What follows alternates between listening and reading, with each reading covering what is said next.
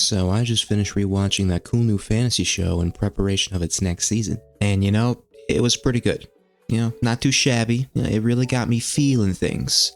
And it has inspired me to talk about these things in review slash essay form. I mean, it's kind of like a video essay, but I want to call it a review. That sounds better, and that's kind of more what I'm going for here. As of the making of this video, we are less than a year out from Hot D Season 2 and the next World War. So, to indulge in a bit of escapism and to embrace the hype of the show, not the war, I wanted to look back today at Season 1 of the prequel series to my personal favorite fantasy franchise. For those who are curious about my background when watching Hot D for the first time, I had already read all the books in the main series after watching the entirety of GOT first. I knew a bit about some Blackfire stuff and some other random theories related to post and pre-dance affairs, but I never read or looked into Fire and Blood or the Dance of the Dragons at all. When I first watched this season, I went in completely blind to the source material, and after finishing it, I bought and read the whole fucking book out of impatience. My blind opinion has been contaminated, so, my bad there. But with that out of the way, let's actually talk about the thing. Season 1 of Hot D had a pretty monumental task ahead of itself.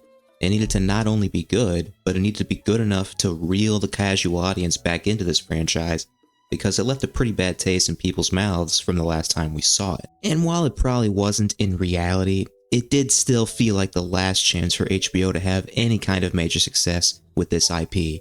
Since then, we've heard of a multitude of projects for this universe set to be greenlit at some time in the future, which is a very exciting and slightly dreadful proposition to me. But all things considered, I think they did a pretty good job.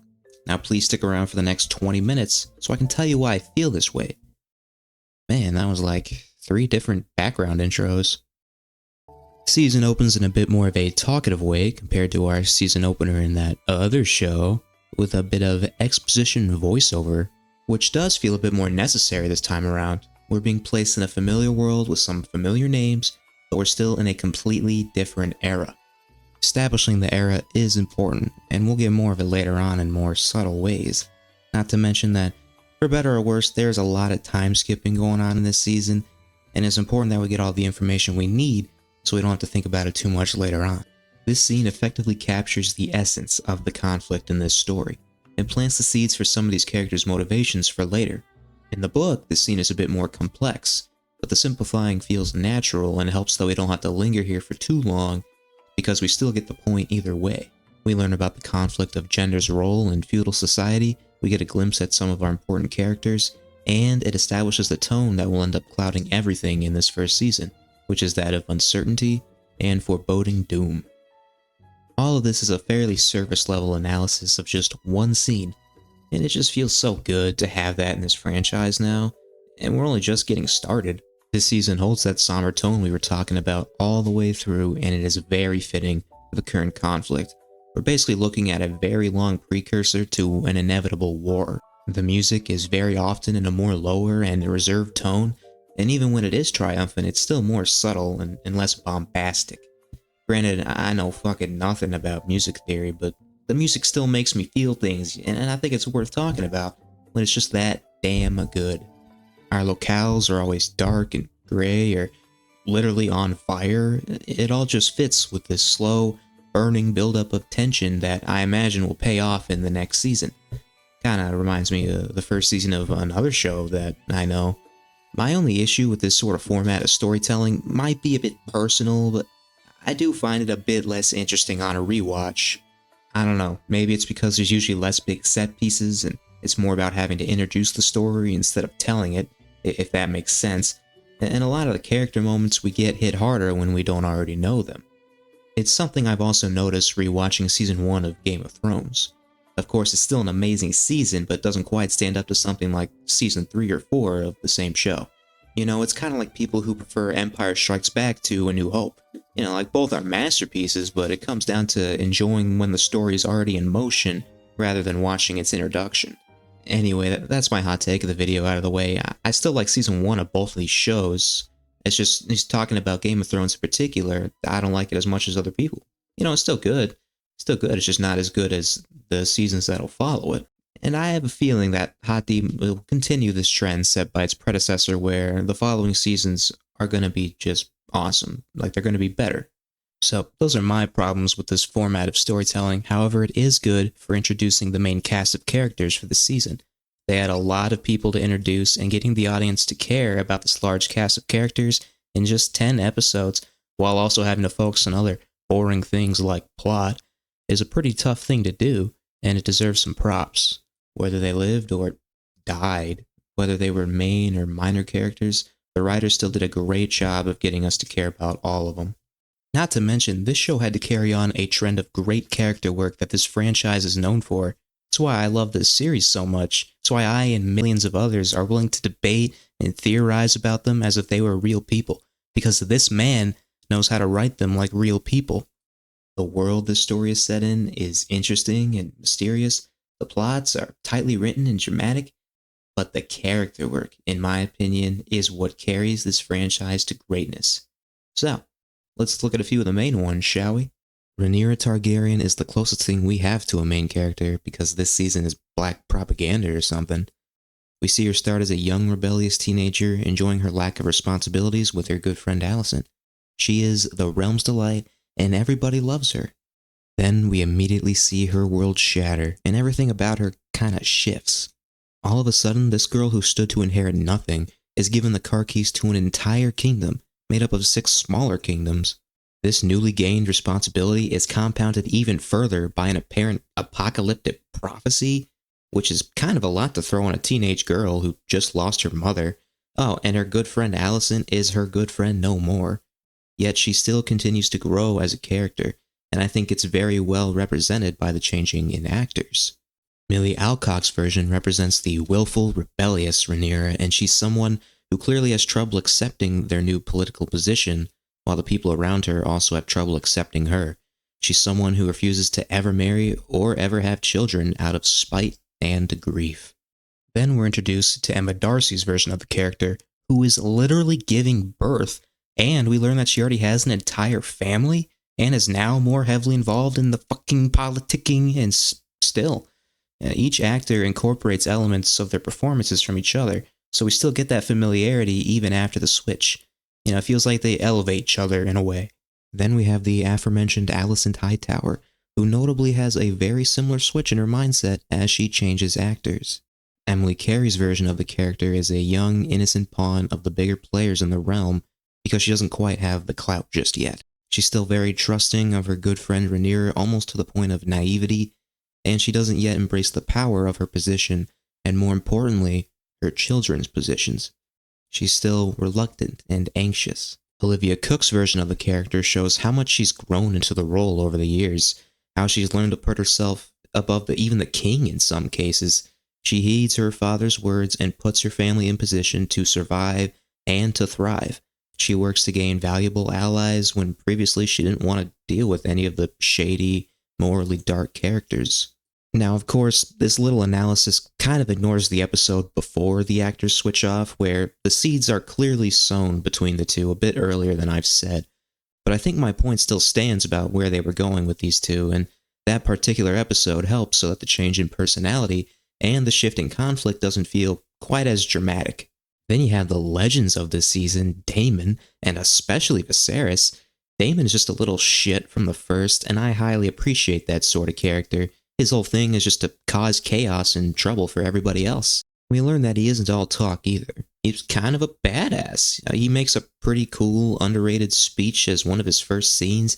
He has a Valyrian steel sword. He rides one of the coolest dragons, and trust me, we will get to that later. He's a petty asshole, and he's fairly sinister, and I think it's important that the Blacks have someone with his lack of morals, so this war doesn't feel too much like good versus evil. Also, I like that his love for Valyrian culture is a major part of his character, and it's something that is mostly shown to us, not outright told. We see it in his oddly strong connection with his dragon, we see it when he sings to Vermithor, and when he collects a fresh clutch of eggs. I mean, just look at his face. I mean, he's glowing, even with all that dirt. He's a wild card, and who doesn't love a little bit of chaotic energy every now and then? And of course, Viserys. I mean, what is there left to say that hasn't already been said by literally everybody else? Paddy Considine's performance was just great. He plays a very convincing zombie. I just remember reading Fire and Blood for the first time after season 1 ended, because I'm not very patient, and thinking about how fucking boring Viserys is in that book compared to the show. He's basically like Robert Baratheon light. But in the show, he has so much more depth and complex inner conflicts, and just screen time in general. His presence looms so large over the whole show, and he just gets better and better as it goes on. They did not have to give him as much characterization as they did.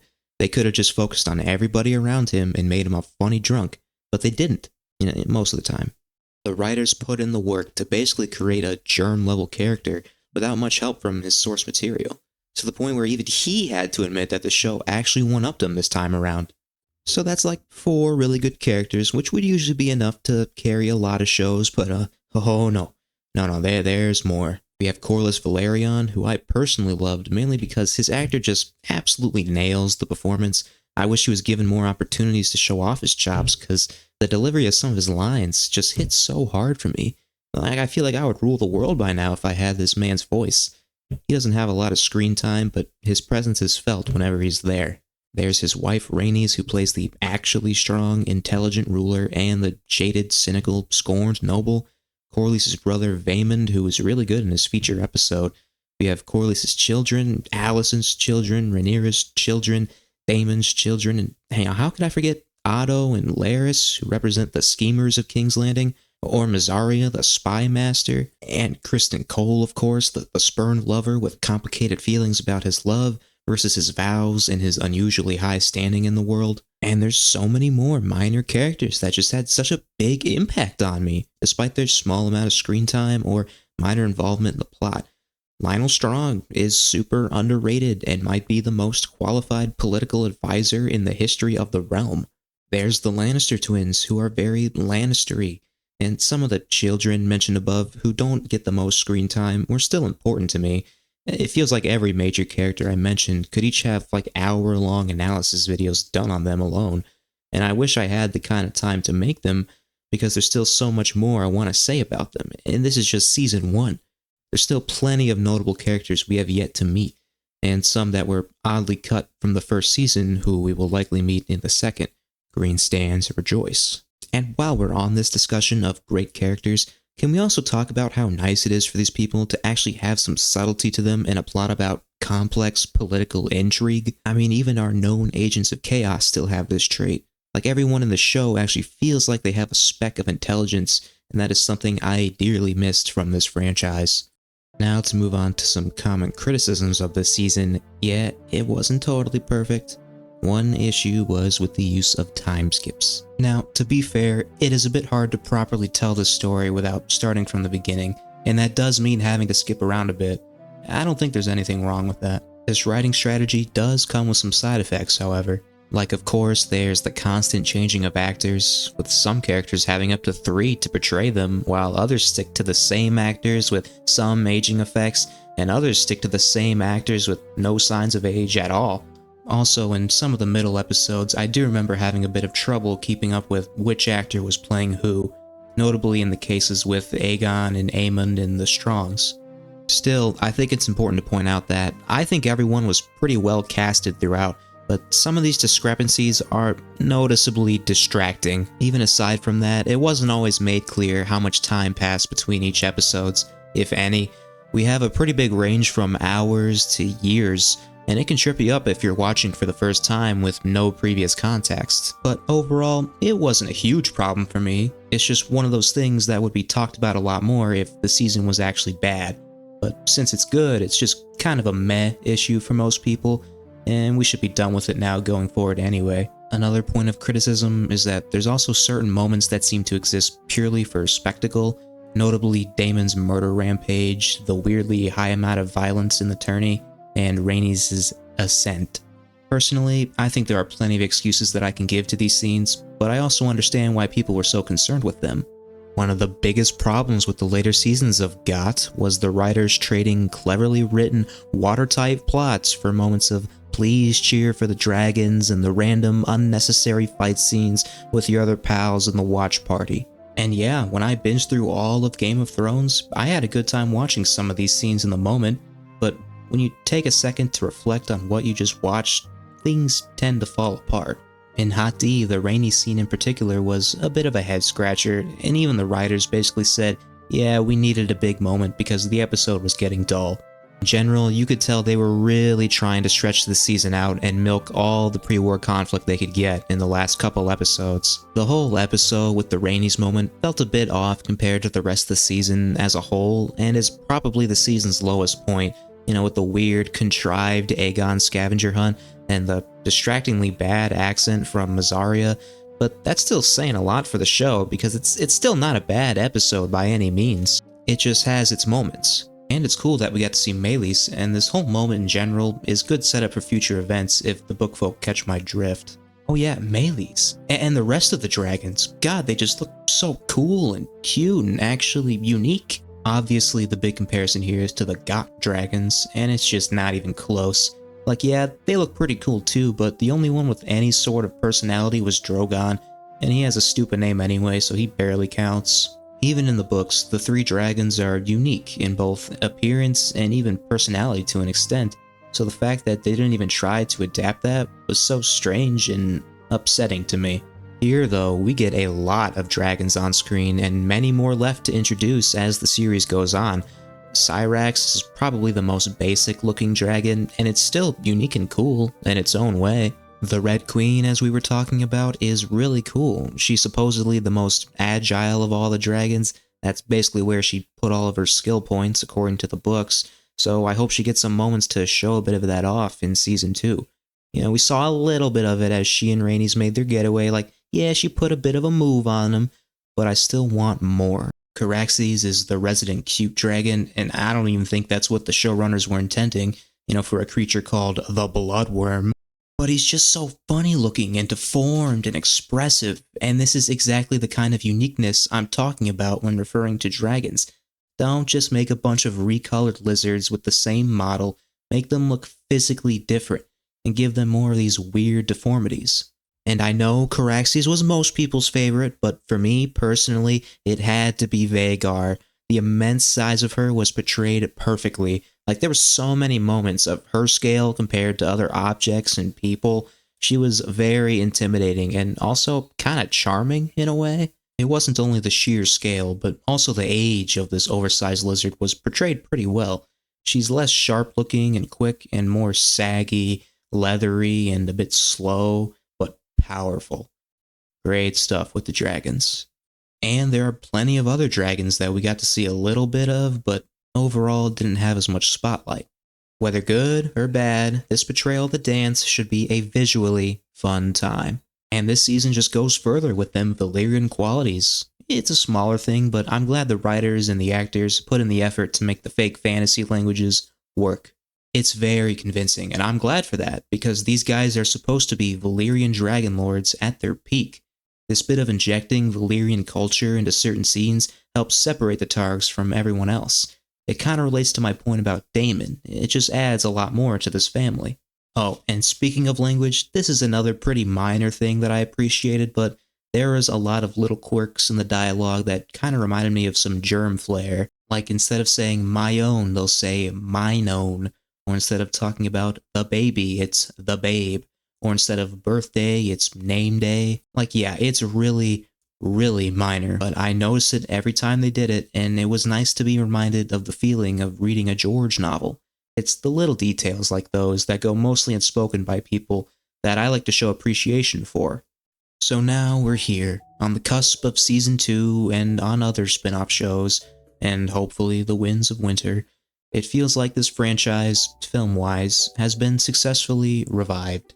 As I mentioned before, we now have all kinds of spin-offs announced, with at least one being greenlit that we know of, and I imagine if they can continue the momentum of this first season, that will probably open up the floodgates to even more adaptations. There are a lot of possible stories to be had in a world like this, and part of the reason I want George to finish his magnum opus so badly is not just because I want an end to the story, but because I also want to see him write more stories for this world, both large and small in scale, without having to deal with the roadblock of A Song of Ice and Fire, so that we can see more great adaptations on screen.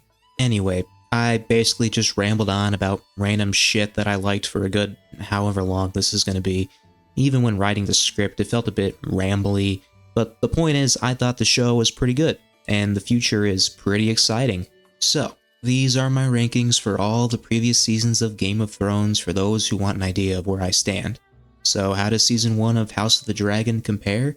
Yeah, it's up there with the big guys. It really shouldn't be a surprise to anybody. The plot, the setting, the casting, the characters, the acting, the attention to detail, and the all-encompassing element, the writing. It was all near perfection. It feels like the first time in a long time that we can say that this franchise has graced us with a near masterpiece of media. It's been a long time since we could even say they made a masterpiece of an episode, and now we have a season full of them. I'm sure in time when this series is over, I might not look back quite as fondly on this season and its episodes. Part of me hopes that's the case, because it would mean that, like GOT, the next few seasons would outpace the first, and the great setup would be worth it in the end. I'm just so happy that this type of content is back. I know people will complain about it because we don't want an MCU type deal, and we need to keep George away from all distractions. But man, if all the new spin-offs can turn out like this, I'll have a tough time complaining about it. And now, I cannot wait to see what they do in Season 2. Hey, so if it wasn't already very obvious, I haven't really done this before, so forgive me if this whole thing felt a little disorganized, but I thought it would be fun to try this. So if you liked it, let me know, and maybe I'll make another one. I mean, I had fun. I hope you had fun watching it, and if you didn't, well, I'm sorry. But yeah, I mean, that's about all I have to say, so until the next one,